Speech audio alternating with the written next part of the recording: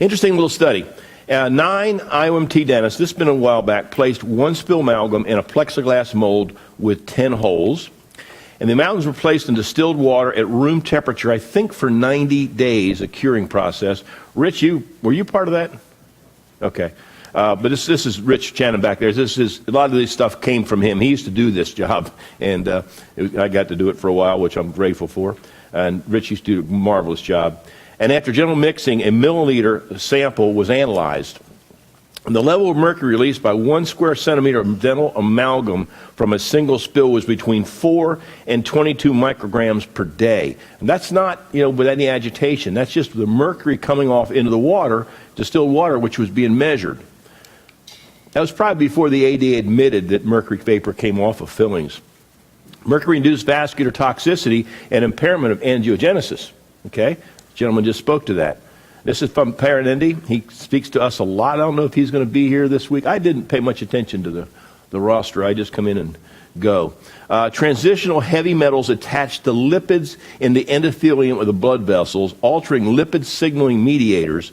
Prostaglandins are released, causing inflammation and tears in the membrane. Plaque forms to repair the damage.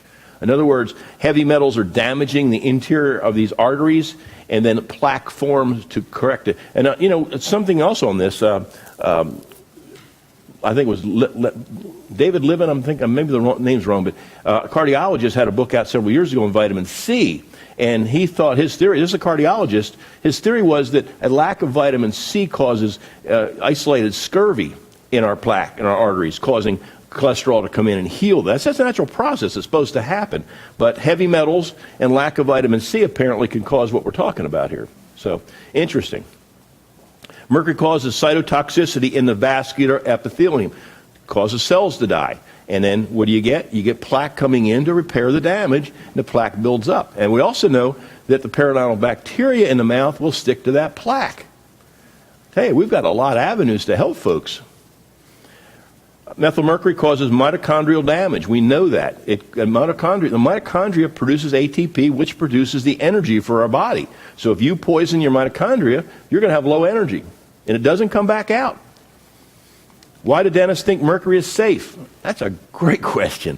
And again, not making anybody wrong, because we had several discussions at the break here, and one young lady came up who'd graduated 2 years ago from a good school, and she didn't learn any of this stuff. Retrograde amalgam fillings, galvanism, you can repair a rest seat and a crown if you go through it with an amalgam filling.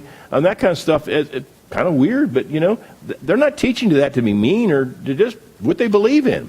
The question arises as to why opinion differs so widely in spite of the fact that a number of studies addressing this problem have already been conducted. One possible reason may be that some studies claiming mercury safety in dentistry show substantial methodological flaws or simply disregard the basic principles of toxicology research on metallic mercury. A lot of these studies are not even presented in the ADA journal. They're in toxicology journals, in medical journals. The ADA won't print something that's bad about mercury. It just won't happen. It's a trade journal. It's not a scientific journal. It's not a peer-reviewed journal. A lot of our group members have published papers that weren't accepted by the ADA journal, but were by higher standards. Other publications presented them, but you're not going to get the ADA to present a paper anti-mercury or fluoride. Amalgam studies disregarding basic principles of mercury toxicity. Okay, that was just a footnote there. Okay, genetic susceptibility to mercury. Weren't we all dead? Why do some patients come in with a mouthful of mercury fillings and are healthy? Why do some people smoke cigarettes their whole life, never get lung cancer, and their wife dies from it? It's just susceptibility. Well, alloprotein E is a genotype as a potential biomarker for mercury neurotoxicity. Alloprotein APOE4 reduce mercury toxifying capacity. Okay, if you have the gene APOE4, then you have a very small ability to remove mercury from your body. You don't secrete mercury, and you have a higher chance of developing Alzheimer's and other neurological problems. APO2, the greatest mercury detoxifying capacity, has 2 cysteine molecules on it. And low hair mercury in autistic children mean they do not secrete mercury. So if you do a hair analysis on a autistic child, 99 times out of 100, you're not going to have any mercury. Therefore, there's no mercury involved here. Well, it's not. That's the bad news. If there was mercury in the hair, we'd know it's coming out of the body. If there's no mercury in the hair, it's staying in the body. It's being retained. Question? But there's APO2, 3, and 4. APO2 has 2 cysteine molecules on that. APO3 has an arginine and a cysteine, and APO4 has 2 arginines. Remember that sulfur groups attach mercury. So if you're APO2, you have 2 cysteine molecules, which are going to grab the high sulfur, going to grab that mercury and get it out of the body. This particular protein is involved in transporting cholesterol in the cerebral spinal fluid. And as again, I've mentioned, the 90-year-old patient has no mercury toxicity because they're probably APO2. And you can get this measured. I particularly don't want to know if I'm going to have Alzheimer's because I've already think I've got the symptoms of it. I pushed the wrong buttons, and you know it's not so bad if you forget what you put your car keys, but if you forget what they're for, that's a problem. So, but I haven't been tested. But APO2 people are lucky.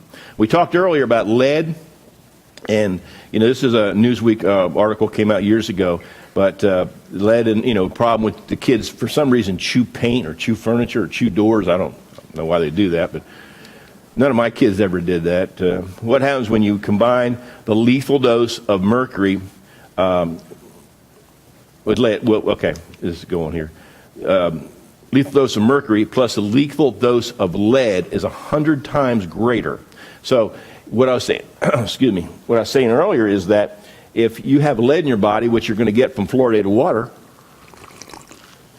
or from if you used to have work in garages or around gasoline years ago, you're going to have whatever mercury's in your body is going to have a greater effect on you than it would if you didn't have lead.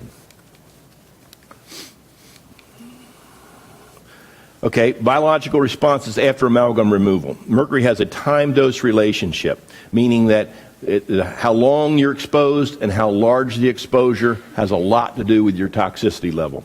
Amalgam is not stable. We know that. It forms a battery. It forms galvanic reactions with other metals in the body.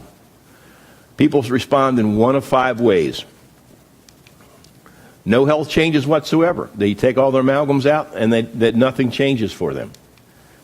Worse, if it's taken out incorrectly, with no protocol, people that are on the edge get a whole lot worse. Even when you're doing your best to protect the patient, some of these fragile patients get worse for a week or 2 later. They'll call back and say, I feel terrible. Some of those folks, you got to go, the physician will say, just take one out at a time. You go, wait a minute, I got 4 quadrants here, just one at a time. Because you do too much for some of these folks, even with all the protocol, and they will get sicker. For a while, they get better, but they will go down. Better health after detoxification by the physician. We work with alternative physicians. When I see that patient in the morning, I send them to that physician that afternoon for a vitamin C drip. And they're there for a couple, 3 hours, chelating that mercury out. But it's very important, and whenever you can, to hook up with alternative physicians, because they're going to send you lots of patients, and your patients get better. The 2 of you working together, very powerful. There's Randall Moore in the back there. Here's a guy who's giving you credit for all of our films you've been doing. There he is. Yeah. There's Randall back there. I was asking you to get, yeah, you guys hooked up. Okay. You need to interview this guy, Randall. All right, good. Okay, better health immediately upon removal of amalgams. You hear these things, oh my God, I was in a wheelchair and got up and started walking. That's probably, that's an exaggeration, but it's probably a galvanic reaction. You got the cause of this galvanic galvanism going on. You got that out. It's a pretty rapid response. And some better after amalgam removal and more after physician detox. Again, I work with alternative physicians, and it makes a big difference. But not everybody gets better. Most of them all do. But you got to work. If they're going to really, truly get better rapidly, alternative physician is the way to go. And what I do with my patients, you can go to my website, and this came actually from Phil Malika and Phil Harris's class that we took to become naturopaths and certified biological dentist. Everything I know, Phil taught me. So I'm very grateful for Phil back there. And how many dinners is that worth, Phil? How many dinners would that be worth for you teaching me everything? Yeah. Yeah. Buy me lunch today. Yeah. Now, Phil's a great guy. Him and Bob run the school up in Jersey, and it's really a great experience to go up there. And not only that, the food is great. Karen will take really good care of you, and we all have a good time. So I take cilantro, chlorella, alpha-lipoic acid, freeze-dried garlic, omega-3 and 6 fatty acids, more on the omega-3 side. You want to watch those omega-6s. And for healthy elimination of heavy metal through the bowel, that's something that Chris Shade can help you with some of his products. Additional supplements to be considered by a biological dentist are probiotics. 1,000, 2,000 IV units of vitamin D a day. 2,000 milligrams of liposomal vitamin C a day. 900 milligrams of liposomal glutathione per day. This is just what I do. I mean, this is what I recommend my patients do. Glutathione is a very, very good antioxidant to get heavy metals out of the body, particularly mercury. And somebody had a question, gentleman over there answered it at the break for me. I wish I'd have thought of it, about the selenium.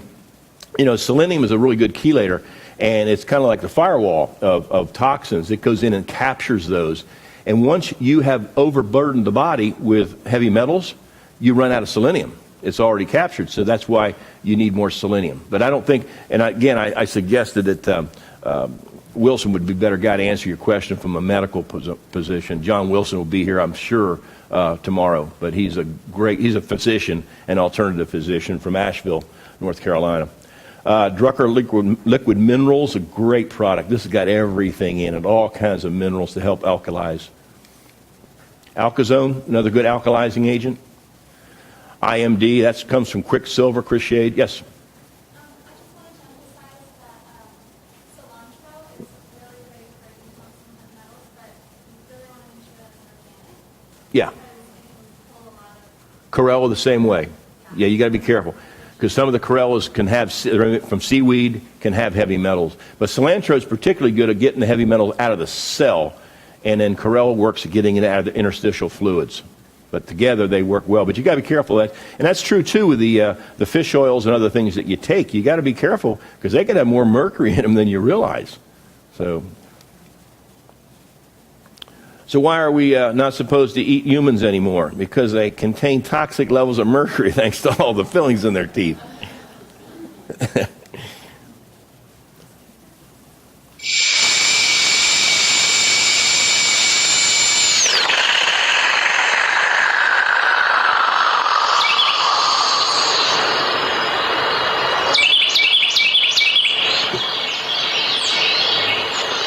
Whiteville was cited by the EPA as having exceeded mercury levels in their discharge water.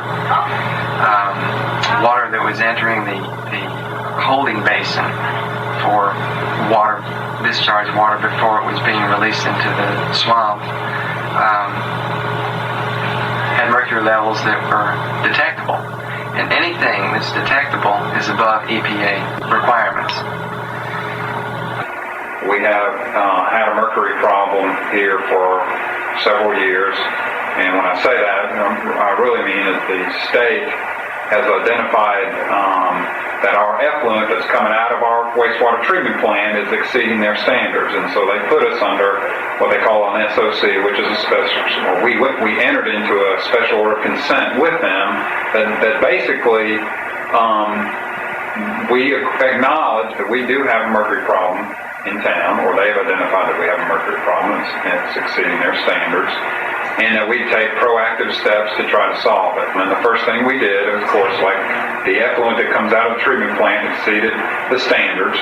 So then what we did is we worked back from the system. We just went up the system, testing periodically for mercury levels, and we did that, and we identified sources where mercury was, and the primary source that we identified was our dental offices, and we have 2 dental offices in town, a total of 5 dentists. As we remove fillings from teeth, amalgam fillings from teeth, we're grinding on this material, and we either create large particles of debris or small particles of debris. It's real easy to capture the large particles and take them out of the wastewater. The trick has been getting or capturing the small particles that are leaving the water. mercury is very, very difficult to remove from the environment once it enters the ecosystem. I've contacted probably a dozen different companies that were recommended to me by the Department of Energy and Health and Natural Resources in North Carolina. And the only company that I could come up with that had a complete solution was Dental Recycling North America. We are the pioneers in our technology for capturing mercury-bearing amalgam waste from dental offices and clinics. We have a relatively simple, economical system that's been installed in Europe for over 20 years and here in the U.S. since 1995. We were having the mercury show up in the influent, and since the dental offices installed some of the equipment that has reduced some of the mercury and all, we passed the influent along also with the effluent going out for the last several weeks, and we've not had anything showing up in the influent for several weeks now. Kind of being new to this process, I couldn't help but be astounded that Whiteville would get nailed on this issue when there's dentists all over the country, and there's a lot more dentists in a lot of other places than Whiteville. We have found recently that our mercury levels have gone down. So that's good news. We want to continue to work with the dental offices. So my goal is to clean up my act and certainly do what I can to not put any more mercury into the system. I think that we're going to be finding more and more that the EPA or state governments or the federal government are going to be looking at dentistry to clean up the mercury discharge and possibly go in and replumb some of their offices. Any expenses that have been incurred, I've readily paid for, and we have so many expenses in dentistry. The cost of installing the equipment and changing the filters and recycling the mercury to make sure it doesn't enter the environment is minimal. I know there's a trend to not use amalgam, and possibly in 15 years we won't be placing any more amalgam restorations, but we'll still be removing them. That amalgam has to go somewhere, and it's 50% mercury. You know, the technology exists now to eliminate any additional dental source mercury. I feel that dentists are morally, professionally, and ethically bound to do whatever they can to stop adding mercury to the environment. The most interesting place in Columbus County to me is Lake Waccamaw, which is a 9,000-acre freshwater natural lake. It's the largest natural freshwater lake east of the Mississippi between Maine and Florida. And in about 1994, I read in the local newspaper that high levels of mercury had been found in some of the fish in one of the feeder creeks of Lake Waccamaw, and also in the Waccamaw River, which drains the water from Lake Waccamaw. Because of our efforts in this office, we were recognized by the Friends of Lake Waccamaw, who are a group of people interested in maintaining quality rivers, lakes, and streams, and are associated with some researchers at East Carolina University, for taking steps to lead our profession and lead our community in eliminating any additional mercury. What we need to do is get dentists involved and excited about this. This lake has been clean and safe ever since I've been associated with it. I'd like for it to be that way in 10 or 15 or 20 years when my children try to bring their children here. All right. Now, what he's talking about, if it wasn't clear, is the mercury separators that we all should have in our office. We've had for almost 20 years. But it's a very inexpensive way to getting the wastewater out of or the mercury out of your wastewater. Remember, 40 to 60% of mercury in streams and rivers come from dental offices, because as you suck that out, it's going right out into the sewer system. And with the sewer system, they do a couple things. They take the solids out after a while, and they like to spread them on farm fields. You used to think that was a really good way of using that stuff. I mean, natural fertilizer. But every heavy metal, every junk that comes through, every toxic poison that goes through our bodies, or whatever you flush down the toilet, be it, pharmaceuticals or vitamins or whatever, goes into that sludge and is concentrated, and then it goes onto a farm field. I mean, that doesn't make sense. Or, as this, excuse me, I did it again. Let me get one. There. This is something that we had created for the ADA. Again, Randall Moore, who was here a little bit ago, had a lot to do with this. I have these, there's two of these. They're a little bit different. I have in my office, and you'll see them out here, and you can study it. But what this does, it kind of shows you that 10% of mercury in this nation is used by dentistry. And that comes out to 340 tons a year. And if it goes into a tooth, it's going to go into the environment. It has to. And what this does, it kind of breaks down. Now, I'm not going to read all this, but you're welcome to do it later. But what it's showing you is from the moment you open that mercury capsule and you place it in the tooth, you throw the capsule away, it goes into the trash, it's mercury loaded, and it sits there in the trash can all day, off-gassing mercury. Now, if you're not placing these, this is not important to you, but many dentists still do this. 50% of dentists in the United States still place mercury fillings. So that amalgam capsule still sitting in there. Okay, then you take the scrap and you put it in a little jar of oil, but whatever goes into the suction is going to go into the environment. As you go down through here, you see that, eventually we take our little suction thing out of the unit, and what do you do with that? Dump it in the trash. So that mercury waste goes back into the landfill, which leaches into the groundwater. If you reprocess it, great for you. It needs to go to a reprocessing center.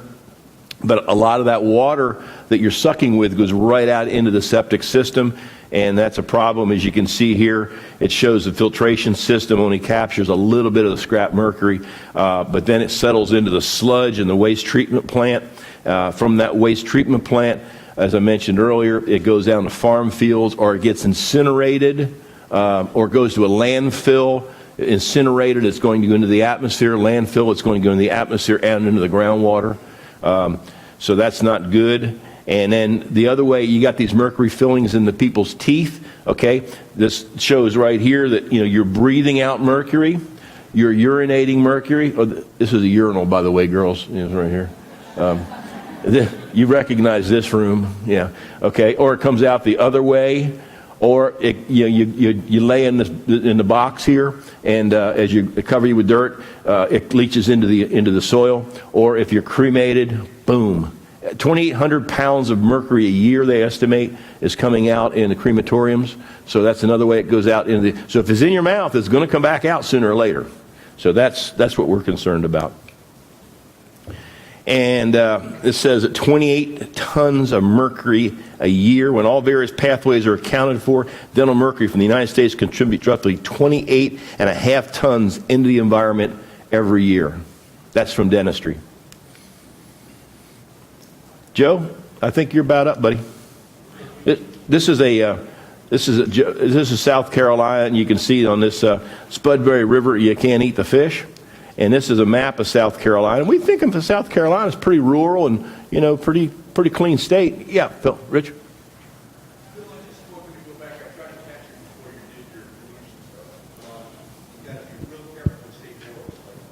Check one.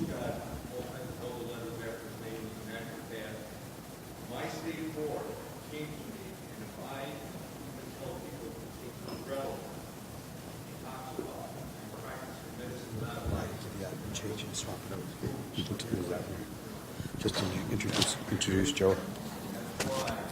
You gotta put this on here. Yep.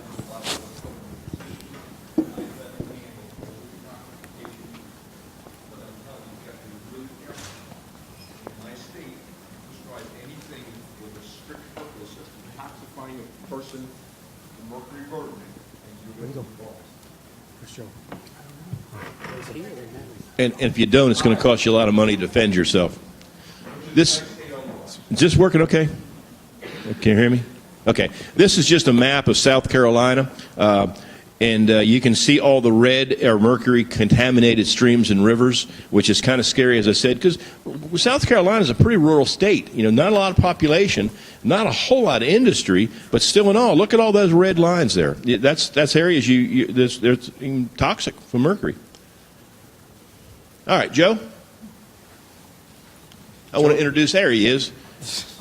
Joe was introduced earlier, but he's going to take over and. Hang on to that. When he gets done, I think it's be lunchtime or shortly after. I'm going to come back up one more time to finish, but Joe, he's going to take the podium for a while and whatever. do his thing.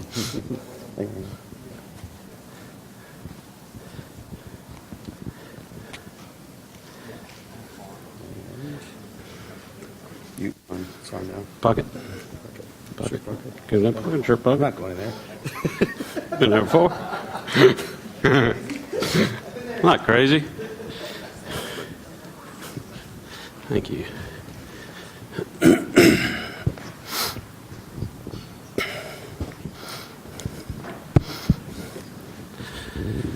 All right, this is a little bit about environmental also, because what do we do with our waste we create as we produce mercury? And of course, this is a picture of a rubber dam with mercury all over it. And this will be actually the most visible mercury waste you'll see. And so what do we do with that? Well, what's normally done with that? In most offices, they throw it in the trash can, right? It sits in the trash can. It emits mercury vapor all day long. It raises the entire mercury environment hazard in the entire office.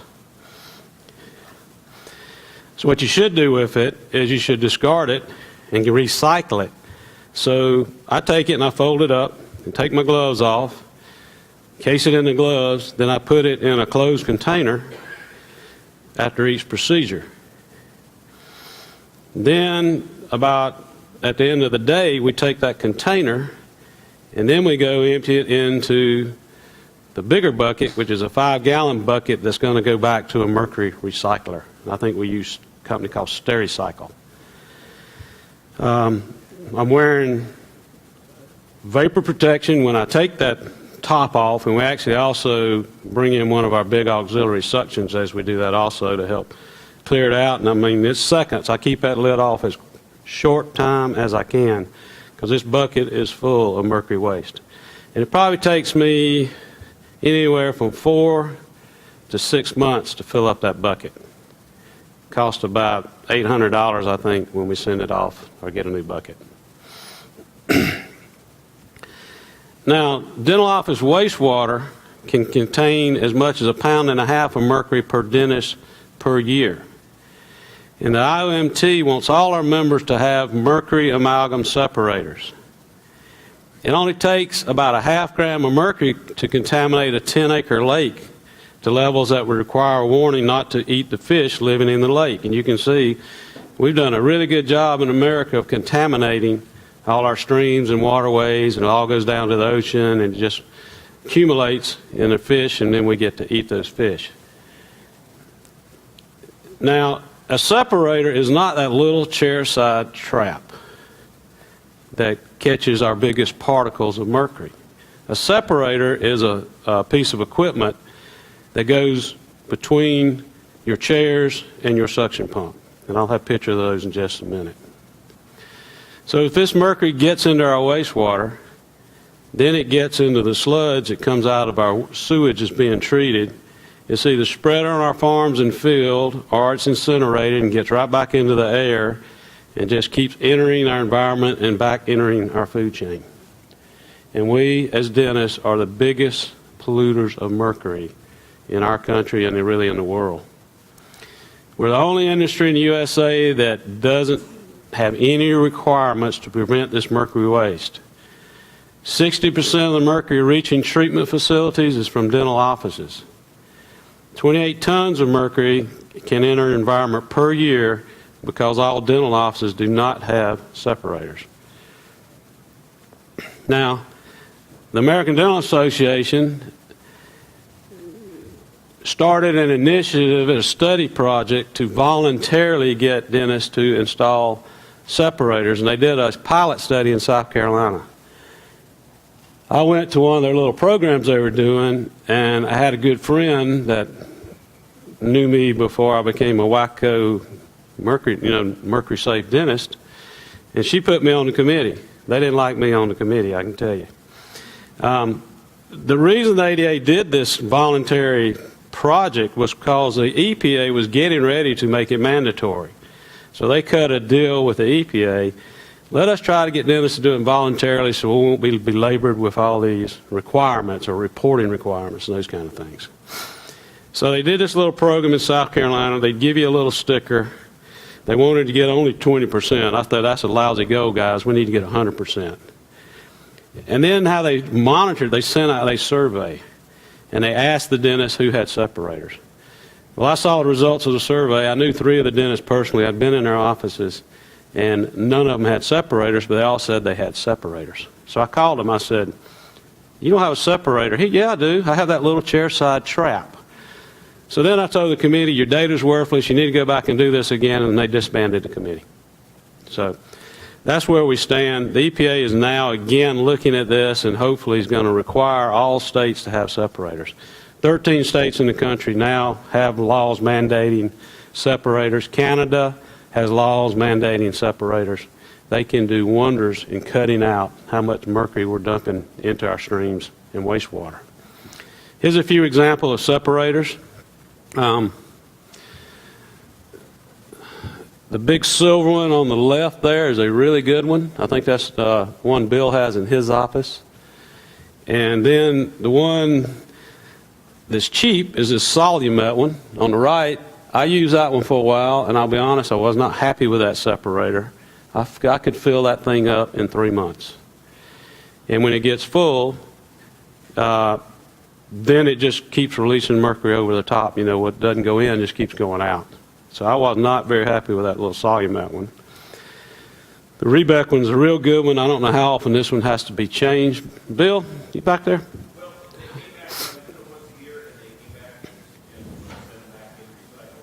I do it every 9 months. Every 9 months? Okay. This is one I use. This is a company called Mars, and he will usually be here exhibiting. This one goes a year and a half before I change it, and it costs about $1,500. It's not too hard to change. You just disconnect the tops and put in a new one.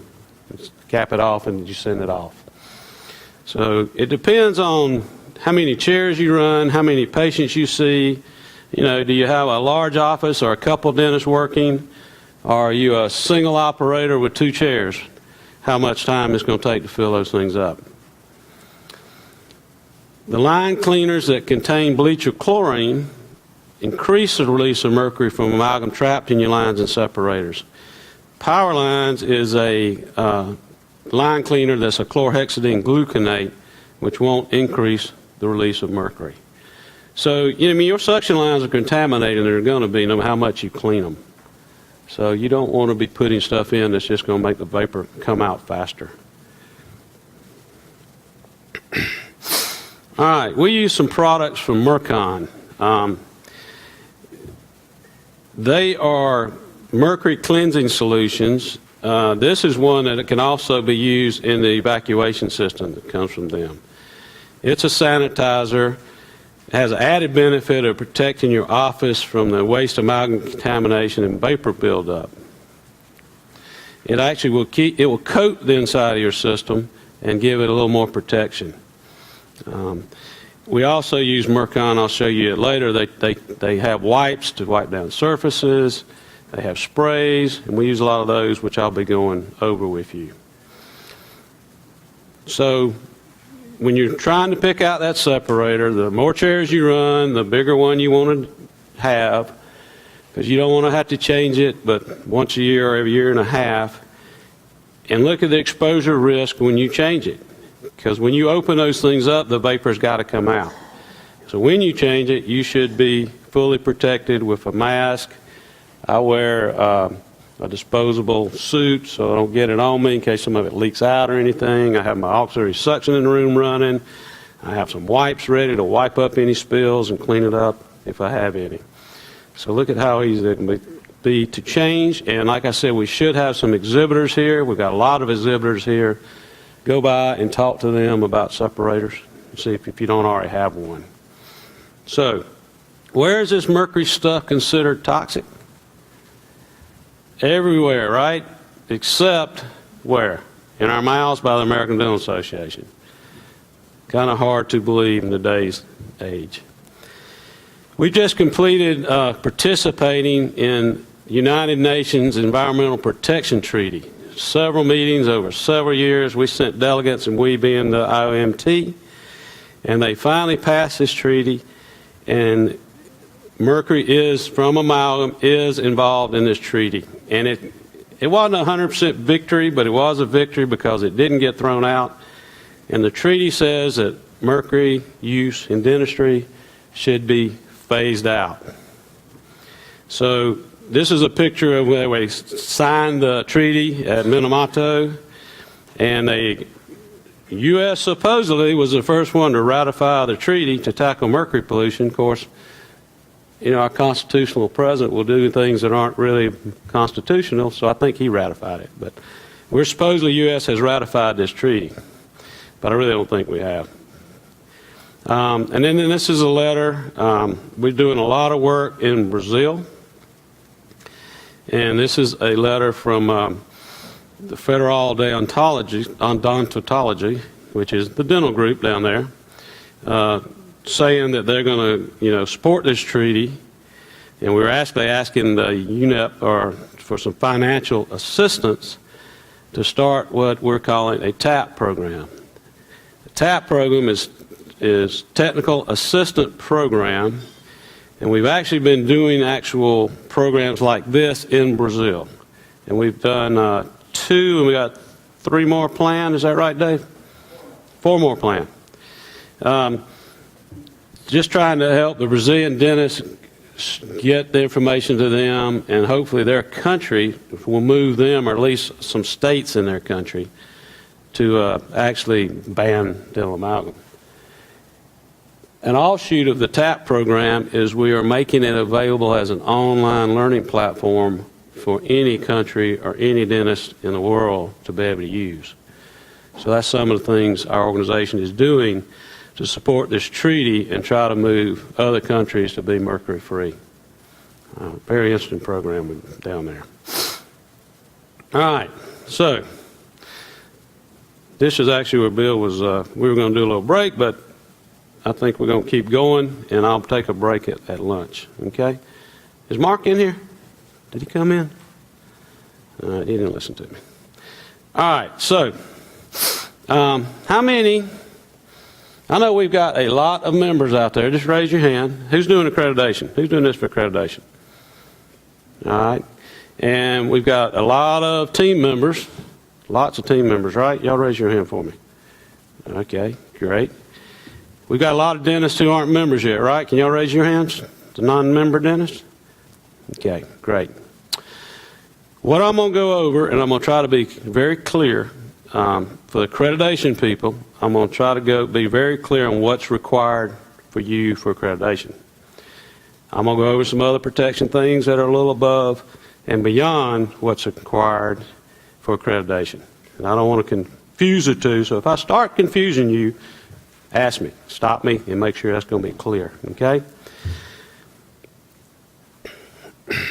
Now, I have been, I wouldn't say criticized, but when you do your evaluations of the course, I've heard that this information is overwhelming, or it's just so much over the top, I'm having a hard time to deal with it. Or it's shocking, or it's just downright frightening. Now, Rich Channon, Rich, stand up. Stand up. Stand up a few minutes. Rich started the fundamental course, and we're still using tons of his material. I'm telling you, we all, keep standing up. We owe a lot to Rich Channon.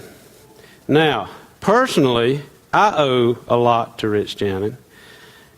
Because when I was sitting out there, he scared the living hell out of me, and he says he didn't, but he did, and that's why I'm here today probably and can stand up here and speak to you today.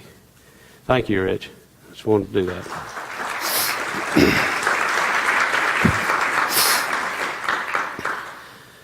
So if I don't make you think today, if I don't overwhelm you a little bit or scare you a little bit, I don't feel like I've done my job. Okay? And the reason for that is because I used to practice like I was Superman.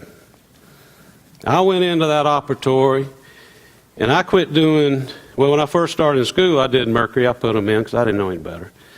But I took them out and I didn't know any better to protect myself. And I did that the first few years of my practice. And so what it did to me in my life, what it's done to me, is the reason I'm standing up here. I started a solo practice in 1983. My wife was my only employee, and we waited on patients. My wife worked chairside, she worked up front. We managed to be so bored we got pregnant. After a few months of being around that mercury, she had a miscarriage. And I just kept going along, never knew any difference. I'd been in practice about 12 years. I heard Dr. Bill Strupp and cold turkey stopped placing amalgams, but it had a thing to do with mercury. It had to do with cosmetics, and because amalgam's a lousy restorative material, it leaks.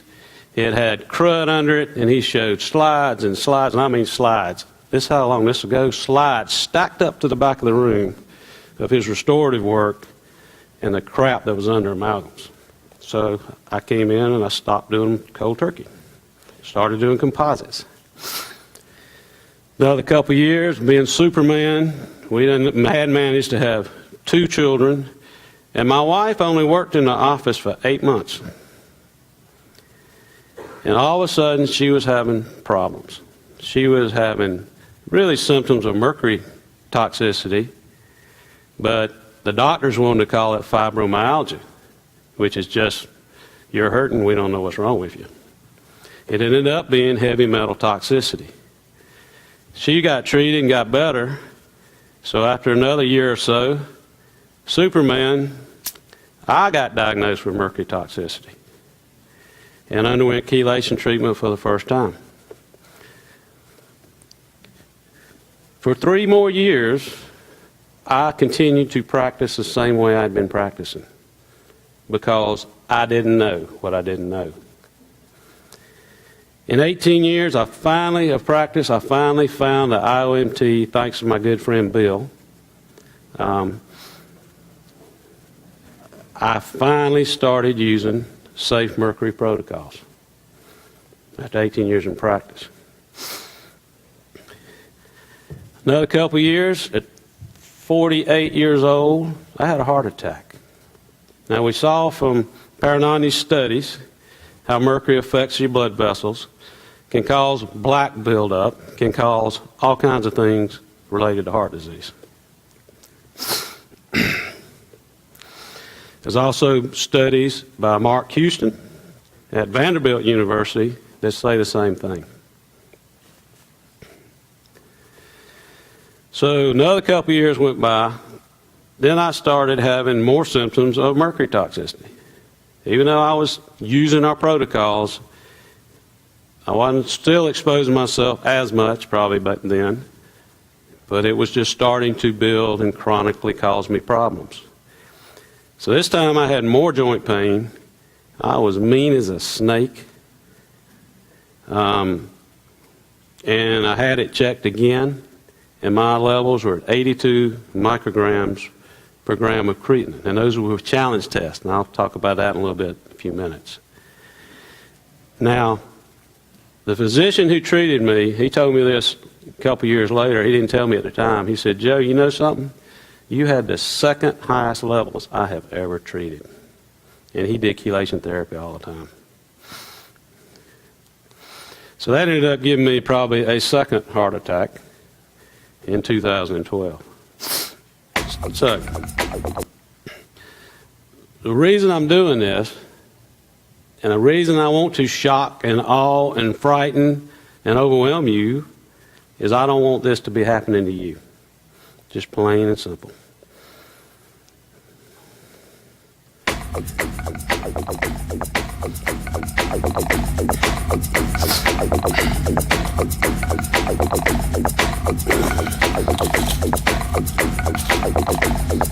So all mercury silver fillings leak substantial amounts of mercury constantly.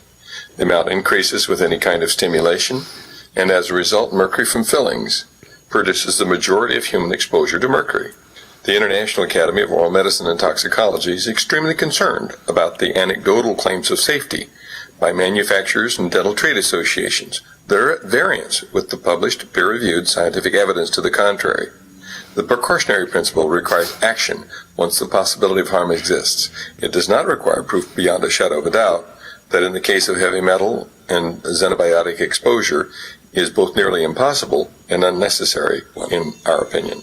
What you're seeing is mercury vapor coming off a 25-year-old silver amalgam filling in an extracted tooth. The background is a phosphorescent screen. The mercury vapor absorbs the fluorescent light, and you can see it as a shadow on the screen. This is mercury coming off a filling that was dipped in water that's the same temperature as the human body. This is a filling that was rubbed with a pencil eraser for just a few seconds. Like going to the hygienist and having her clean your teeth. These are not small amounts of mercury. If you can see it, it's more than 1,000 times higher than the Environmental Protection Agency will allow for the air that we breathe. What about the last time you went to the dentist and they drilled on your tooth? Here is the mercury vapor every time you raise the temperature to 110 degrees with hot coffee or warm water, or even chewed on it. Mercury comes off fillings every time you stimulate them, and that stimulation causes the mercury to continue to leak out of the fillings for an hour and a half at a minimum. Some people grind their teeth. Some people chew gum. That's David Kennedy's voice. David produced this many, many moons ago, and David will be speaking to you this afternoon. So you will get a good chance to hear that voice all afternoon. Now, the American Dental Association finally acknowledged that mercury comes off our fillings. They say it's not enough to matter. We disagree with that, as you can tell. You can see how much mercury just comes off these things. Their recommendations of mercury hygiene are to store the mercury in unbreakable, tightly sealed containers. Our recommendation would be don't have it in your office. Perform all operations involving mercury over areas that have imperviously and suitably lipped surfaces, so as not to confine and facilitate recovery of spilled mercury or amalgam. When you mix the mercury, when you triturate it, those containers leak. There's not one of them that doesn't leak. And if you have an old executive unit like I used to have, that executive unit, that well where the triturator was, it's full of mercury. Clean up spills immediately. You're supposed to have stuff in your office to clean up these spills. Use tightly closed capsules. Again, amalgam capsules. When this was kind of first started and the ADA tried to put these out, they assumed this would take care of the mercury issue in our operatories. None of this does. Keep that amalgam scrap and store it in the water. It leaks out under the water. Work in well ventilated spaces. Well, they assume an operatory with an air conditioning system running, which recirculates the air throughout the office, is a well ventilated system. All that does actually is when you're exposing a lot of vapor in your operatory on one side of the office, it'll carry it right to the other side where the hygienist might be working. Avoid carpeting, because you can't clean the carpet and get the mercury out of the carpet.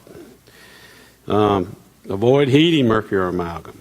Eliminate the use of mercury-containing solutions. Well, what about the mercury-containing filling? Use water spray and suction when grinding dental amalgam. Does help a lot. Use conventional dental amalgam compacting procedures. In other words, don't use manual compactors. And this is the good one, 13. Perform yearly mercury determinations on all personnel regularly employed in dental offices. Who's done that? Nobody does that. Have periodic mercury vapor level determinations made. You're supposed to bring somebody in to measure the vapor in the operatories. and alert all personnel involved in handling of mercury. Now, these were guidelines that they came up with in 1976, a June issue of the Journal of the American Dental Association. That whole journal contains articles showing that there is mercury contamination in dental offices. And this was their recommendations to try to keep that down. They haven't gone back and restudied after they made these recommendations because none of this works. These are kits you're supposed to have for cleanup.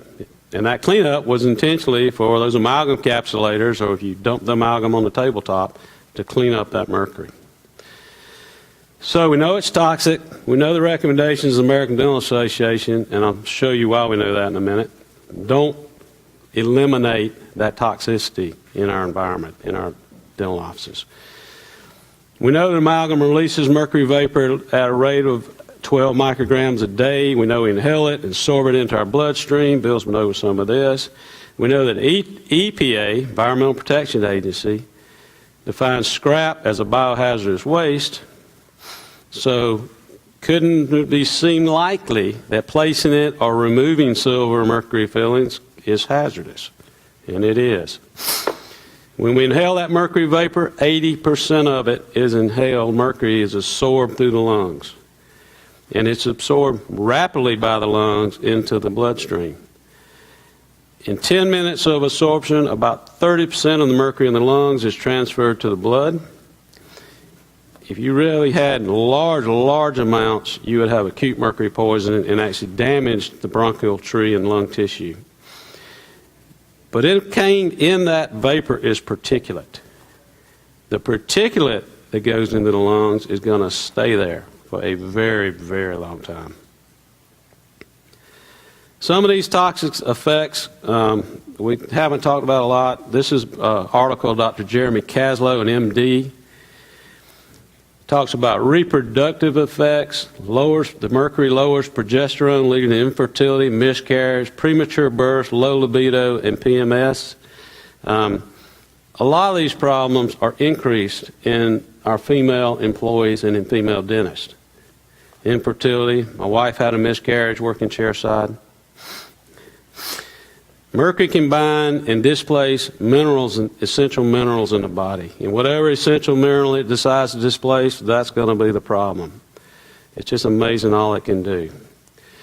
So we have dentists who think they are practicing mercury-free. How many of you out there are mercury-free? It means you're not placing amalgams. Huh? Hands up. Hands up. Way up. That's good. Great.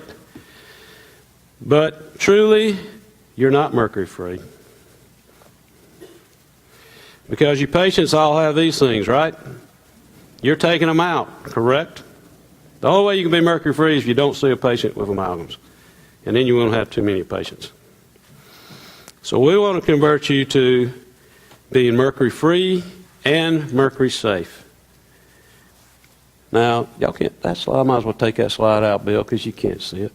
But that is, of course, the picture of what's left when you take the mercury out.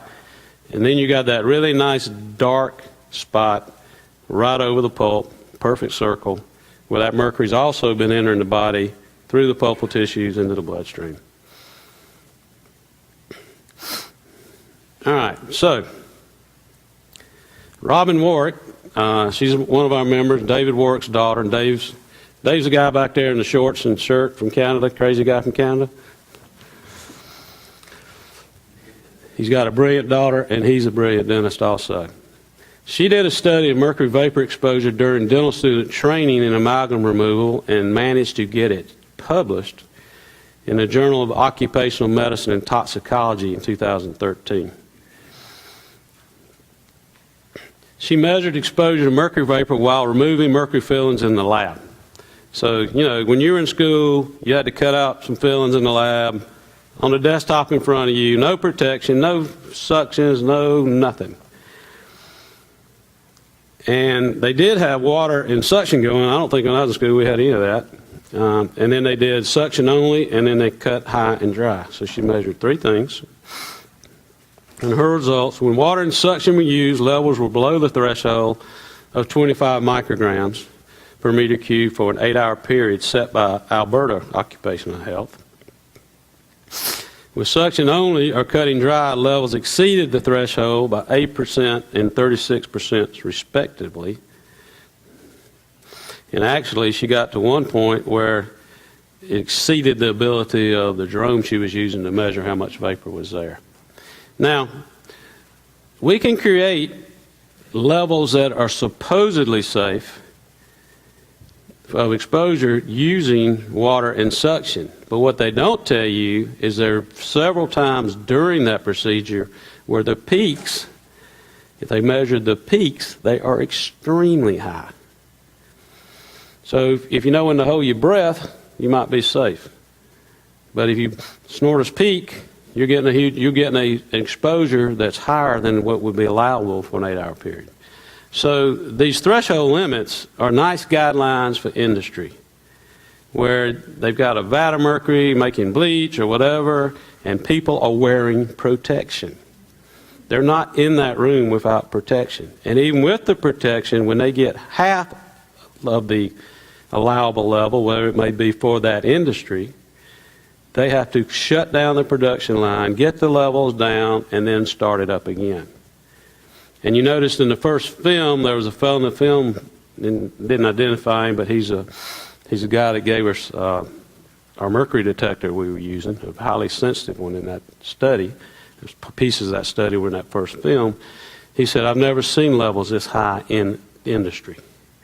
What he's talking about, the levels he was talking about were levels produced in my office when we were doing an experiment to measure levels and level particulate.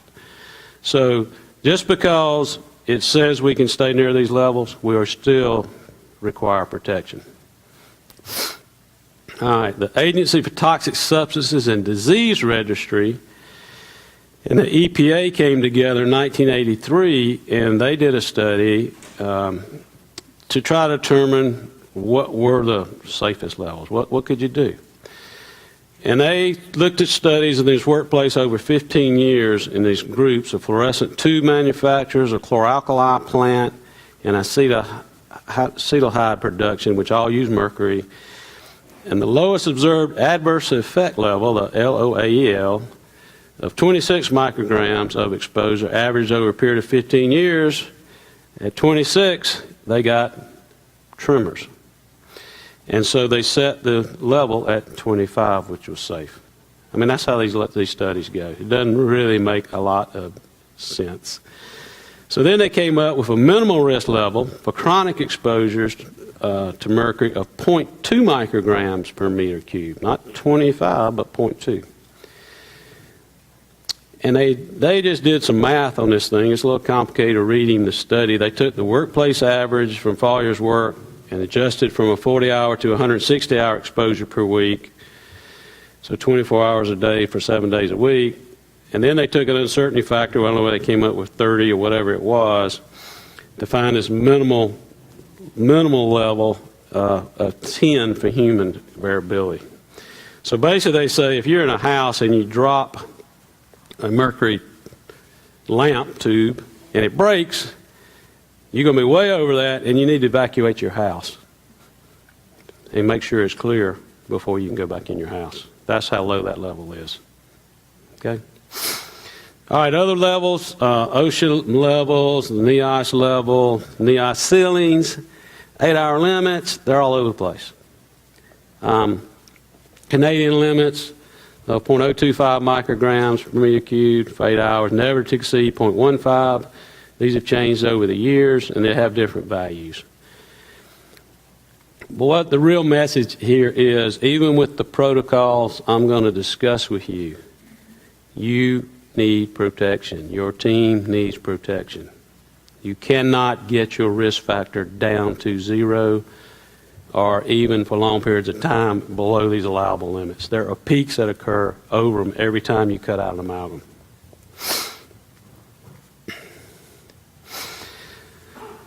The World Health Organization has stated studies suggest that mercury may have no threshold below which some adverse effects do not occur. So how long have all of you out there been exposed to the hazards of mercury? Was it when you started your dental practice? Probably not. Was it when you were born, when you were conceived? If your mother had mercury fillings, you had your exposure when you were conceived. If you had mercury fillings placed when you were younger, old man like me, that's all they had. They put mercury in my mouth. Or was it when you stepped into the teaching lab in dental school, or walked through the dental school? I promise you, you're being exposed when you walk through a dental school. So the OSHA limit's not to exceed 100 micrograms at any times. We can do that by opening an amalgam capsule. We can do that by opening a chair-side trap when we clean those traps. We definitely do it when we're drilling with no water spray. We got some unbelievable numbers. We did that in our experiment. Drilling with water and suction definitely helps and improves. You should always use water and suction. Even when you're polishing, hygienists out there, when you're doing a prophy, if you polish the amalgams, you're going to increase the rate of vaporization, and you can get levels as high as 900 micrograms. The risk to the patient and dental personnel during amalgam removal is from two things. It's from that aerosol of mercury vapor that's created, and within that aerosol there is particulate that is created. That particulate is as small as 10 microns. It will go right through our little cloth mask, and a little bit bigger particles will accumulate on the cloth mask. And if you repeatedly use that, you're just sucking in more mercury vapor. In other words, you're not getting any protection from those cloth masks. But our real everyday risk routinely exceeds 100 micrograms per meter cubes, and that's a dangerous level above the maximum exposure established by the EPA of 4.8 micrograms per day. So I can pull numbers from anywhere. I mean, they're just all over the place. The real message here is it's there. And how can we minimize our risk? I mean, that's what we're going to talk about today. How can you minimize your team's risk? And that's some of my, in fact, I need a new picture. My staff's gotten bigger. So how do you practice Mercury-Safe? And this will be the shock and the awe and the overwhelming part. Okay? But I know it can be done.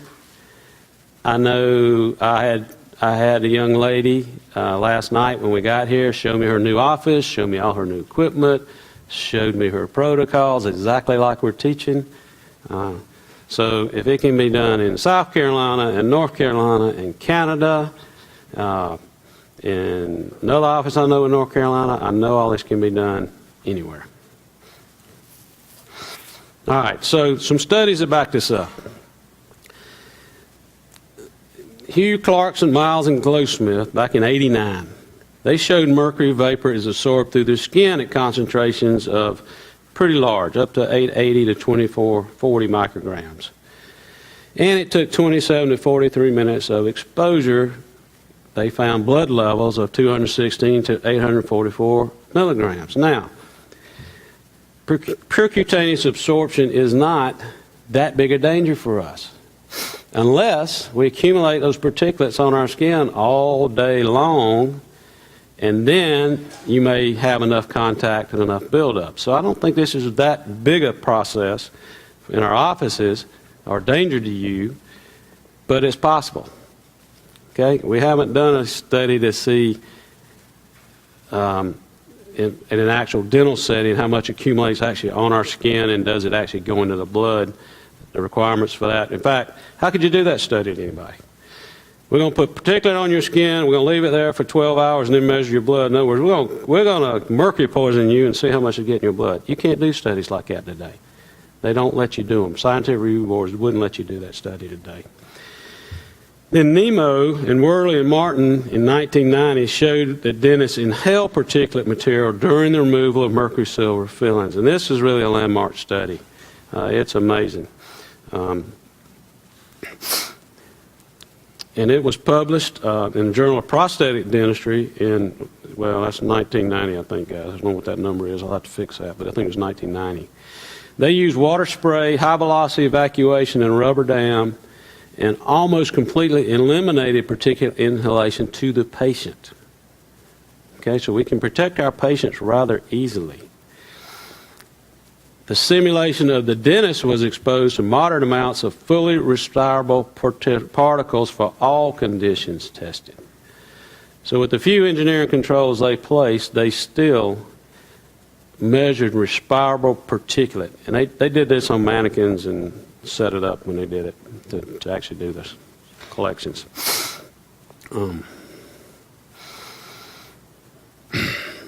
Now, this was done in a dental school, Temple University School of Dentistry, okay? And then Mark Richardson, in an article assessing the occupational risk from mercury particulate, states, it is apparent that the single largest source of mercury exposure to the practicing dentist is the removal of old amalgam fillings. The dose of mercury contained in the amalgam particulate inhaled with the removal of just a single small filling exceeds that associated with the inhalation of mercury vapor contained within the general dental operatory air over the course of an entire week. So once you get a good puff of this particulate, it stays with you. It stays in the alveoli of your lungs.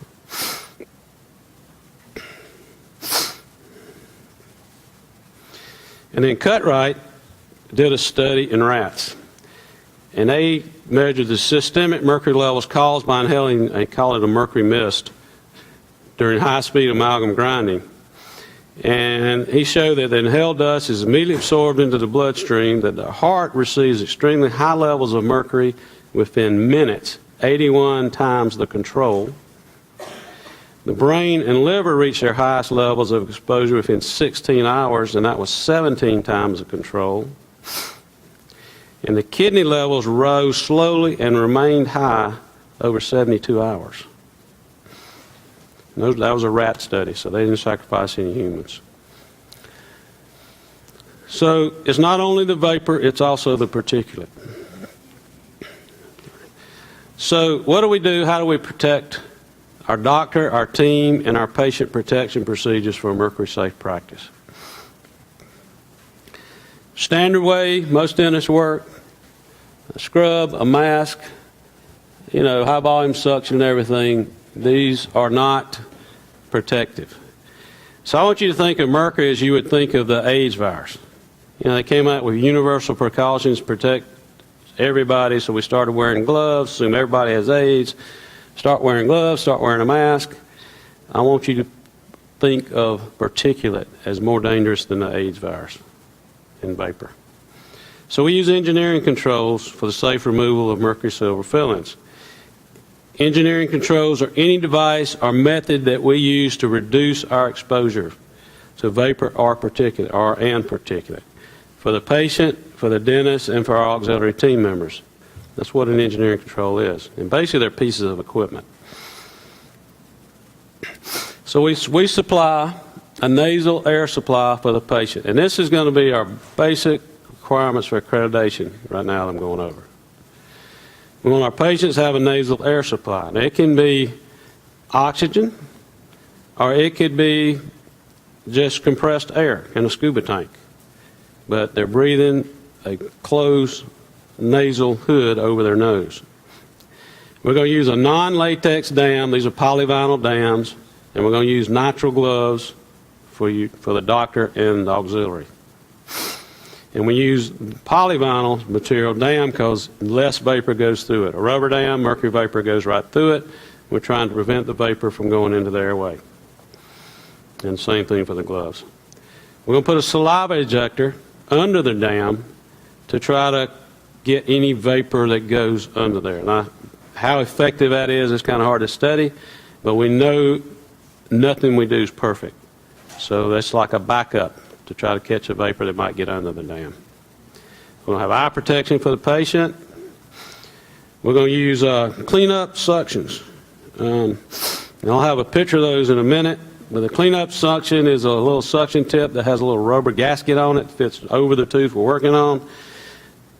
Most dentists think when you first start using them, they're a pain in the butt. But you can get used to them, and we know from a study that we did, I'll talk about in a little bit, that they are effective. They do work.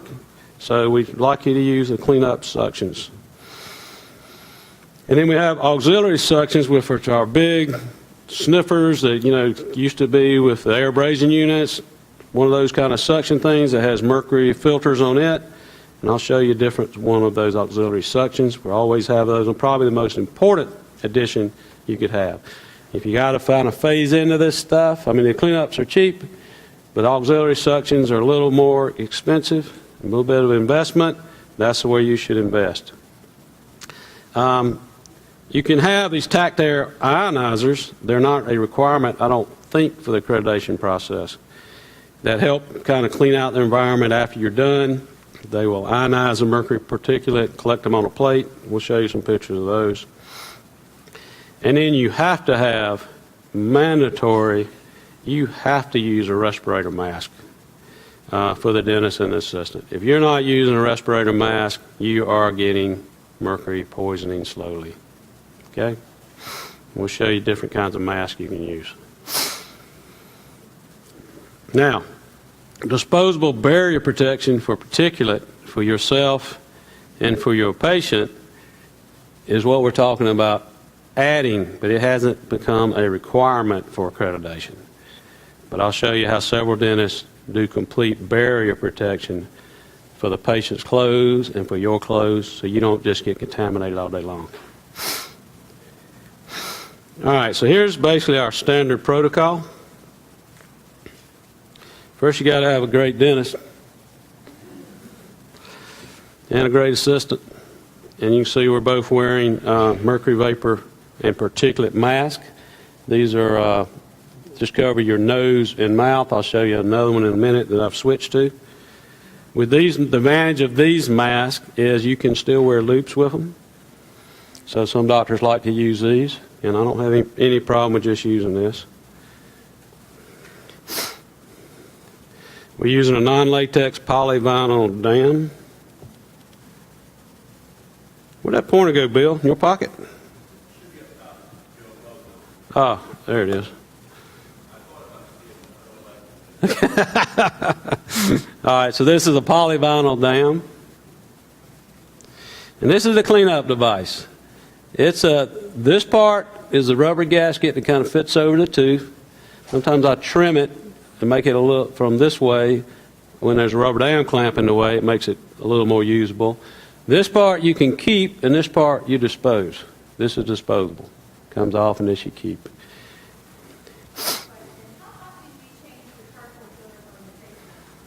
I usually change them when I come to a meeting. I order another one. Twice a year, once a year. I've never had one change colors, get to the point where it changes colors. Yeah.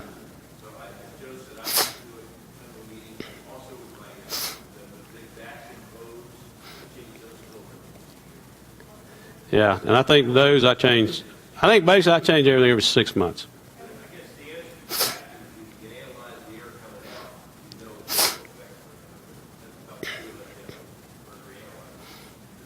Yeah. And this is our nasal air source. I just use my nitrous oxide system and just use oxygen. So I got a little portable cart.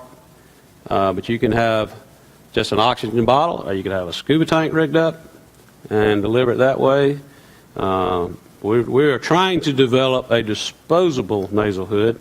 I don't know where we are on that, but we've been looking into that and to be able to provide you with that. Then when we take the mercury out, we want to take it out in as big a pieces as possible, as fast as possible, and try to create as little particulate as possible. But you're going to create particulate, so we want to chunk it out. Think about cutting big pieces out. So these masks have two types of filters for vapor and particulate on them. And then the saliva ejector, you can see it stuck under the rubber dam. So here's a patient with accreditation protocol, basically eye protection.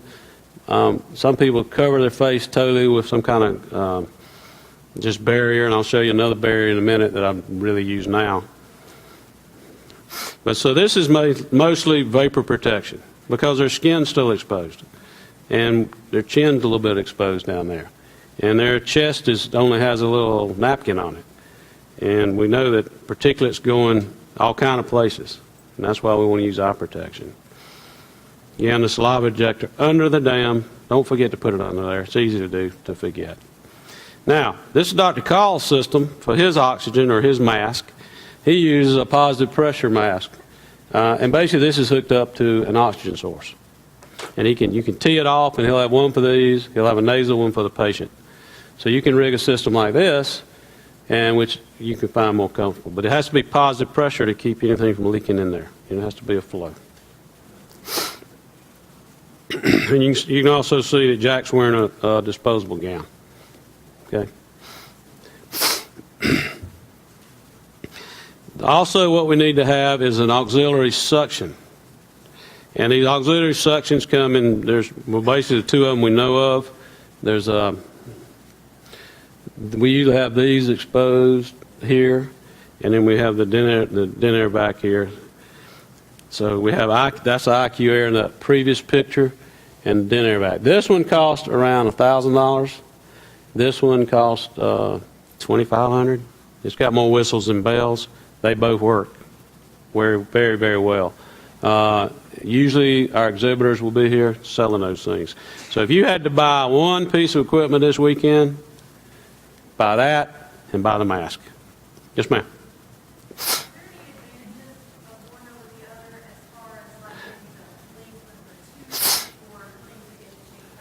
Well, I don't know. I have this one.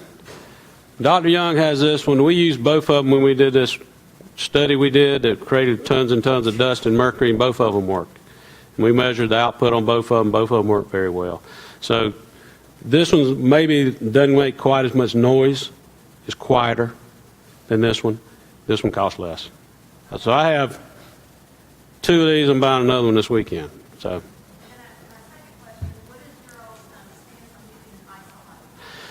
A lot of people do use isolite instead of the rubber dam. I think it's the problem with the isolite I see is I think if the patient breathes through their mouth, they're still going to be able to breathe vapor better than the rubber dam. But haven't tested it. It's definitely better than nothing. And a lot of people use that instead of the rubber dam. I'm pretty sure accreditation will not accept the isolite. If you're doing it, making your accreditation cases, you can ask somebody closer to accreditation than I am. Okay? Yes? How long do you leave the vacuum going after? I would say you need to leave it at least 5 to 10 minutes. From looking at data from our study, we saw levels drop, but basically I just tell them leave it on. You know, because I'll go over this in a minute, but we'll leave it on 5 to 10 minutes at least.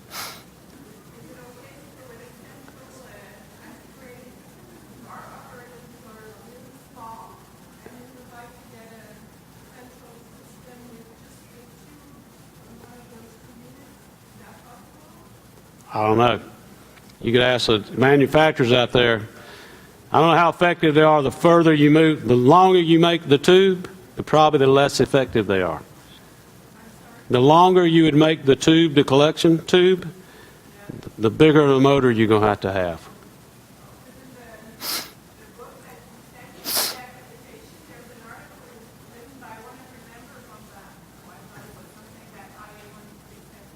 I don't know. I haven't seen that article. Don't try to hook up a shop vac and vent it to the outside, okay? I know dentists are tight and creative, but that doesn't make a lot of sense. Any more right now? All right. Nitrile gloves are very important because they do block mercury vapor better than rubber gloves do, okay? Or latex gloves. Now, this is a hand cream, HGX hand cream. It's been around a while. It basically has some sulfur compounds in it, and it will basically neutralize the mercury and trap the vapor. And this stuff works. You put this on your hands before you glove up. You can do it afterwards, cream, wash it off, it will help decontaminate any mercury that gets on you. One way we know this works is we did a series of mercury removals, and we were wiping surfaces and stuff, and the face mask we're using initially started picking up a lot of mercury on the face mask. But as we went through the procedure and were creating more particulate, we started seeing less mercury on our face mask because we were cleaning them every time with this HGS cream. So we basically neutralized it after about 3 layers. So this stuff really works good. And that's Acton Technologies, and we just order it direct from them. Now, an additional thing you can do for your patients is after you're finished, we cut out all the mercury in the mouth we're doing that day. We remove the rubber dam, get all the contaminated stuff out of the operatory. Then we let our patients rinse with a post-op rinse. And what we use is N-acetylcysteine, a capsule of that, mixed with a tablespoon of vitamin C and a little jar of water. We make it up fresh every morning. We have them rinse with that and spit it out. Then the cysteine will help get any mercury that's on the mucosa, and vitamin C is also a good chelator, and will hopefully remove any dust that gets under our rubber dam, because it's going to get under it. I don't care if we seal it, we do all we can to prevent it, but there will be times you take it off and you look in there and I go, crap, there's some mercury down there. Let's make sure we get it all out. Then we put the rubber dam back on and finish our procedures if you're going to use a rubber dam.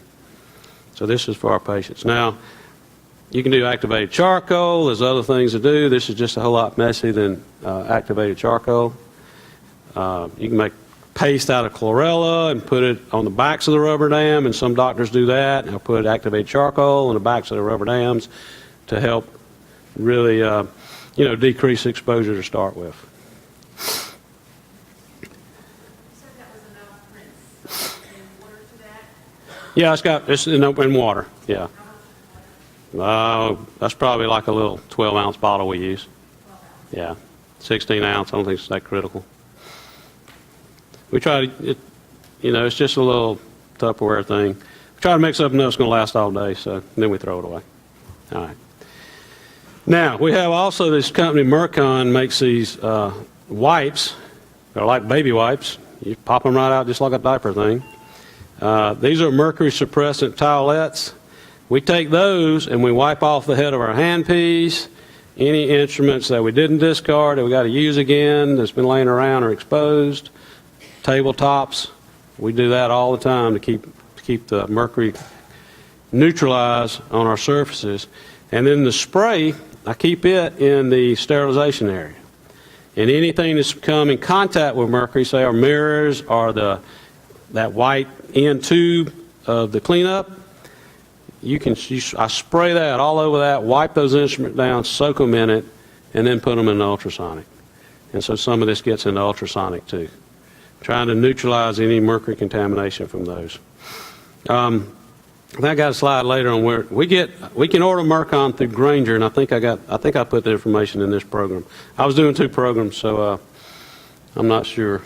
The Mercon stuff is made by Ross Healthcare, but we actually buy it through Grainger in the States. I don't know where you get it in Canada. And they make other containers. They make trays that are supposed to be mercury resistant. Of course, the wipes and the spray, and we do get those from Grainger.com. And I think I'll have codes and numbers on another slide. Oh, here we go. Here's your code for those, for the wipes from Grainger. And they cost $57, probably last you a month for the wipes. And the spray is $60 for a bottle. I'm not sure how long it lasts.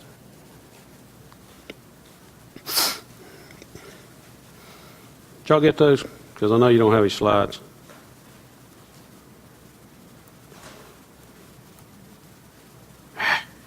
Daggum it. Getting a good as bill. There you go.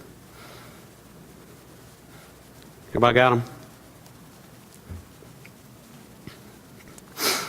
All right. Also, you need to make sure that your suction units are vented outside your office and not vented into your equipment room. We've had offices who've had that problem. Most codes are going to make you have a vent that vents it to the outside air. Now, so we talked about the danger of this stuff, and I know none of you would put your hand in a vat of mercury or want to breathe that mercury particulate that's shown in that slide on the right. So what we did, and I did this study with Dr. Young and Dr. Virtue and Dr. Warwick back there. We're in the final writing of this study to get it published. And basically, we did 6 sessions where we removed occlusal buccal mercury fillings, 4 from the right and 4 from the left. And we started out with all our engineering controls in place. And then we removed 1 control for each session, and we measured vapor. We measured particulate and vapor combined, and we measured particulate from surface wipes. We measured chest on the patient, knees of the assistant, chest of the assistant, and we couldn't measure everything because we spent about $20,000 on this study, and the more we measured, the more the price would go up. So we just measured certain areas. There were more areas we didn't measure than what we measured. So we had all our stuff on, the tack tear, the cleanup, the auxiliary suction, the water spray, and intraoral suction. And we started with that. And this is a tack tear. This is not something I would tell you to run out and buy, but it is an ionizer that sits on one side of the room with a plate in the wall on the other side of the room. And the purpose of it is supposed to ionize or charge the mercury particulate and attract them to the plate and make them go to the plate and stay there. I think it's a good thing that just maintains the total environment cleanliness of the office air, but it doesn't really seem to be much of a difference when you're actually using it chairside. So this is like if you want to go all out or build a new office, buy some of these things, but I don't think it's something you have to have. So we used IQ Air during this study, and this was our dummy that we used, and this is Matt and I. I was assistant, Matt was a dentist, working in there. Great device. We used the cleanups, and we would remove these each time we did the study, but I'm not going to go much into that. So what I want to show you, and the importance of this study right now, is that with all our controls in place, all these engineering controls, for the assistant, we were measuring about particulate and vapor, and this was measured at our breathing zone by a suction pump that we wore on our hips, so sucked in the air we were doing. It had a little filter in there that trapped the particulate, and they were able to determine total vapor and particulate. She was still getting 3.3 micrograms per meter cubed with all our controls in place. We had peaks of just vapor at the breathing zone of 1.3 microgram per meter cubed. So you can see 2 millimeters might have been the 2 micrograms, might have been composed of particulate. When we looked at particulate, there was more exposure than just vapor alone. And then we had an average of total vapor over the session of 160.5 micrograms. So that kind of went up when we looked at the numbers difference. But the particulate samples were surface samples. We took a 10 by 10 area every time. We wiped it with a gauze that had saline water on it, took that gauze, and then they analyzed that gauze to see how much particulate we picked up. The assistant's knee was getting 2.9 micrograms of particulate on it with all our controls in place, and the patient's chest got 340 micrograms. That's a ton. That's a lot. Now, let's look at how most dentists practice, just with water and dental suction, which may be the way a lot of you are practicing, the way you've been taught. If you're doing that, you're getting 5.3 micrograms of particulate and vapor at your breathing zone. And the peak vapor was up to 21.4 micrograms. But the average of total vapor, and the total vapor was for the whole session. We had this really nice computerized system So we could measure starting point to end point. We knew the total vapor that was in the room. So that's where the total vapor is coming for. So if it took us 10 minutes or 6 minutes or 12 minutes, we knew the total vapor to take out those 4 fillings in each session. So that was for 4 two-surface fillings. It was 2,901 micrograms per meter squares of mercury vapor you were exposed to during that 10 minutes. Because you're not just exposed to the peak, which is what you're supposed to keep it under. You're exposed to everything you create during the procedure. Doesn't that make a little more sense to look at it that way? The assistant's knee had 360 micrograms. And then the patient's chest went up to 1,900 micrograms. And that was only half the chest. That wasn't the other side of the chest. That was just half of it. That's just what we measured. So there's more exposure than just what we measured. So, if you're a dentist and you're wearing scrubs, I don't care what you're wearing, but you're wearing the same pair of pants, the same shirt for each procedure you do each day, you are accumulating mercury particulate on your clothes every time. Your assistant is accumulating mercury particulate on her clothes every time. Now, is that going to go through her skin? No, it's sitting on her clothes. Is it releasing vapor? Yes. So you're walking around breathing your clothes. You're breathing the vapor coming off your clothes. So that could be a significant exposure during the day while you're working, doing a crown prep that doesn't have anything to do with mercury, or doing some other procedure. You're still being exposed to mercury. So, what do we do about it? So like I said, with all controls in place, the dentist, assistant, and patient are still exposed to mercury vapor and particulate. Particulate and vapor is inhaled and possibly, I should say, absorbed through the skin. Well, we know it is absorbed. I guess it depends on how long it's going to sit there. And there are journals, articles that we are reference that do that. So particulate peaks, just showing you where we are. Session 1, again, was where we had all our controls in place, and just how they, every time we took a control off, how much it increased. It just went up. It had a linear, basically, close. So our conclusion, with all controls, the dentist team and patients are exposed to the mercury vapor and particulate. To prevent exposure, all skin surfaces should be protected with material which is impervious to mercury particulate and mercury vapor. There's a question mark there because we haven't found one that's perfect.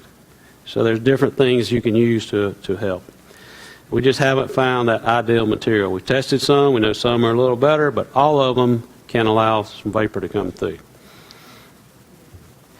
So should we provide a little additional protection? It's a question. And I've got to hurry up. So for maximum protection, this is not required by accreditation. This is a suggestion. It has been, a scientific review was done, which has been provisionally accepted by the Academy. So it's not something we're telling you have to do. We just want you to have the information. And when I say we came to a conclusion, I'm talking about Dave Warwick, Matty Young, myself, Bill Virtue, and whoever else is going to stick their name on that study. Okay? So we feel like you should have full coverage for your team and patient, full face respirator mask with a mercury filter, particulate and vapor, auxiliary suctions, tacked air ionizers, just kind of a maybe, okay? Clean up suctions, definitely. Whole room air filtration, you know, another thing in the corner, keeping your room clean that can run all the time. Use mercury hand cream. And this is what my patients look like today. These are Tyvek hoods that she's wearing. It covers her hair and chin. They cost $1.75 a piece. You can get them from Uline, and there's the item number. I've got a sheet of Tyvek that goes over them. This could be a surgical gown. I mean, it could be anything. It could be painter's plastic. You know, just don't keep them on too long. It's going to be hot. And everybody always goes, oh, God, what is a patient going to say? How can I do that? How can I discuss this with my patients? Well, it's really easy discussion. You go, hey, we're going to put some things on to protect you from all the mercury that gets splattered all over the place. Is that all right with you? Yeah, thank you. I appreciate you doing that. That's what the patients say. So get it out of your dental heads. Make a paradigm shift. Your patients might know more about mercury than you do before you got here. They aren't going to say a thing. I promise you, they will not say, don't put that stuff on me. They'll say thank you. And we charge for it. I charge $75. You can kind of see what this stuff costs. It doesn't cost that much. I charge $75 anytime we protect the patient for any kind of procedure like this. Dr. Young charges almost $400 a procedure. I don't know what they do in Canada. But, I mean, don't give it away. It costs some money. Build it into your cost or just make a separate fee. I just make a little separate fee for it, and it's called a mercury protection fee. Don't call it amalgam removal fee. It's protection. Yes?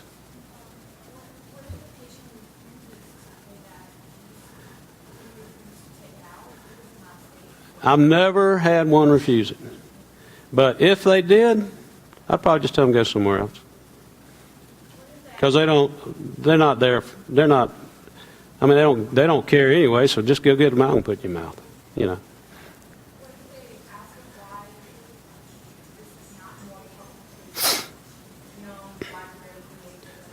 Well, then you go through the discussion of the American Dental Association, dental schools, you know, kind of the history of the ADA's thought process. And the ADA actually does have some things in place that dentists don't pay attention to anyway. But it's basically sad, and it's because the dentists don't know what they don't know. Yeah, so I tell them that. And they agree. I mean, they agree. So that's kind of the discussion I would have with them if they ask. I don't ever criticize a dentist who doesn't do this. Don't criticize your colleagues. I can't help it, they're stupid as hell, but they just don't know what they don't know. Okay? But that doesn't mean they're bad people or that they're bad dentists. They just don't know. But don't go, you know, we cause dentists are the world's worst people to criticize another dentist. And it doesn't do a good bit of good or do anything. You know, if you see blatantly wrong work from a guy over and over and over again, then yeah, maybe you should talk to the board. But don't create problems for your other colleagues. You know, and listen. I guess I've always been an outlier. I mean, I was one of the first in the country to do CAD/CAM dentistry. I'm one of the first in the country to be doing porcelain implants. I'm a crazy, quacky dentist because I do this for my patients. And you know about how much I care what my other colleagues say about me? I don't care. It doesn't bother me. I don't even hang out with them. I don't go to local dental society meetings. It's just too much stupidity there for me to handle. I mean, I just can't take it. So I just don't go out there. My dental friends are these guys. I mean, you got such a huge group in this room and through this meeting this weekend that will support you through this. They will tell you, they will give you every piece of their brain for nothing. They will help you with a phone call. This will become your colleague support group, or be the members in this academy. Okay? You will suffer criticism from those other guys. If it matters to you, don't even go there. Okay? You don't want to go there. If that's going to make a big deal to you, just keep doing what you're doing. Okay? All right. I wear these fully disposable gowns from Uline. They're made to trap particulate, but they do breathe, so they do allow vapor in. And I like this full face mask. I've got my prescription glasses in it. I don't have my loupes, but I think it's more comfortable than the other face mask. But it doesn't matter which one you wear. This is just what I do. These things cost $3.50 a piece. I take them off and I throw them away. And they cover your boots, your shoes, everything. You're totally covered. This is Dr. Young. He pretty much does the same thing. He just puts his mask on top. And then this is Dr. Warwick. Dave's a little more laid back than the rest of us, but anyway, he uses surgical gowns, which I think are hotter. And he has he's not using a cloth mask in this picture. He's got a mercury vapor mask under this cloth mask. Where are you, Dave? Underneath there. Okay, you can just barely see it sticking out the side there. So he told me to make sure you knew that he was not using just a cloth mask. And he also said, and my assistant hasn't tied my gown up yet, so he's not ready to go. He ties that up before he gets going. And you can see his patient's protected, face is protected. He's got down to the knees. And basically, when we did our particulate study, we did find it just really petered out. It doesn't go all the way to the feet. It stops about the knees. So if you're covering just below the knees, you're probably fine with your patients. Good question. Let's see what we got. And I think I got a picture where the gown's gone. I think I put it in here. So basically, you don't see the patients. I'm going to get to that. They're totally covered up and protected also. The bracket table, we cover up our instruments. And this is actually David's bracket table. Just the stuff we got to use for removals on top, and then we get rid of all that. And then the fresh instruments on the bottom. And this list needs to be expanded, who's doing it. The gowns currently are going in the trash. I take them off, take them out back, put them in the trash can. Is that environmentally correct? Probably not, but you would be spending so much money right now getting rid of those gowns. I mean, you'd have to have a 55-gallon drum out there that you'd fill up. Well, I fill up a trash can a week, with them. So I'd probably fill up a drum in a couple of months. So that, unfortunately, that's where they're going. Okay?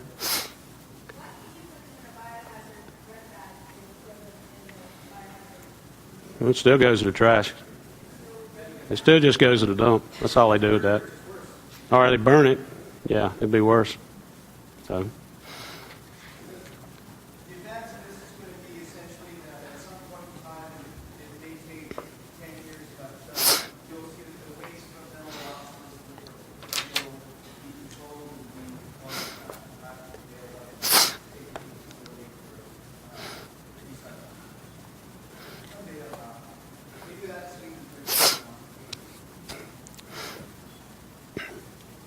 Go ahead. Is there anything you can spray on the drapes that traps the vapor? Yeah, that costs more than the drapes. A bit of Mercon spray, you could do that, but it neutralizes it. But how you're getting every piece you need. Is the Mercon safe on your skin? I don't know. I don't use it on my skin. Okay, I use the Mercury HGX cream on my skin. Okay. All right, we're gonna have to go to lunch, or they're gonna kill me. And I'll probably have a couple more slides after lunch, just a few.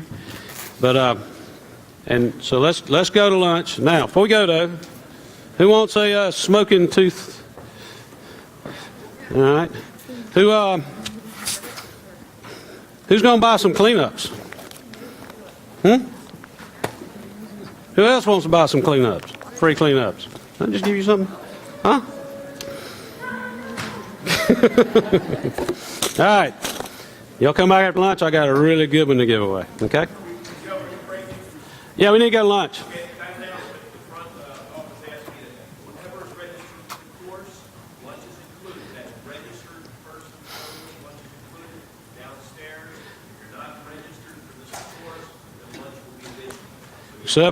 Except for Dr. Channon, he eats on me. Yeah.